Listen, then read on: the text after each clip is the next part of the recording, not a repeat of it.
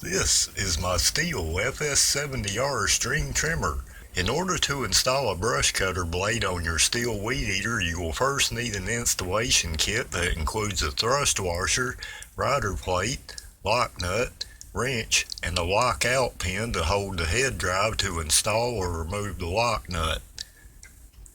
You also need the blade itself.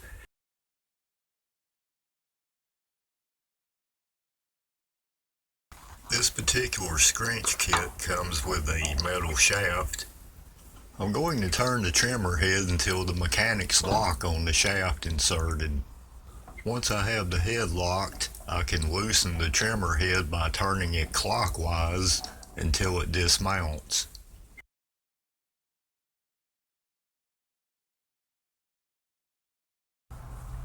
With the trimmer head removed, I can install the blade now. Make sure your thrust plate is the first thing on. This one seemed to stay with the trimmer head when I took it off.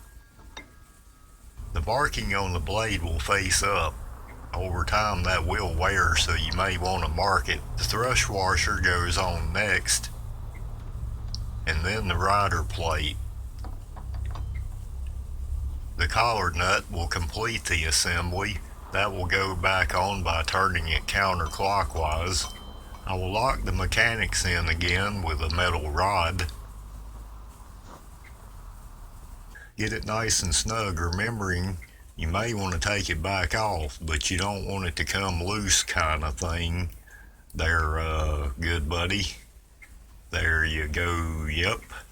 These things can be very dangerous, so you want to do your work before miller time. Make sure the dog don't come running up to it, stick his nose in it, make sure there are no rocks or any other fun hidden stuff you don't want that blade to hit.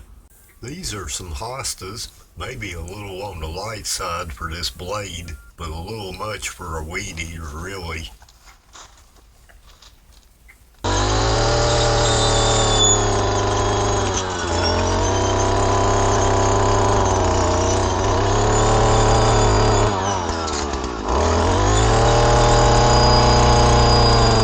That looks better.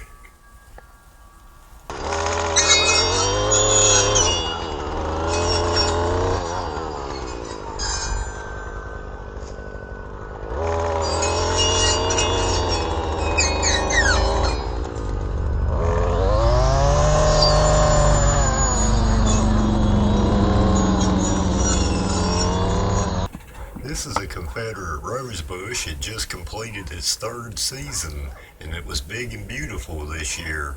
I normally cut this back about knee high after a few good cold spells.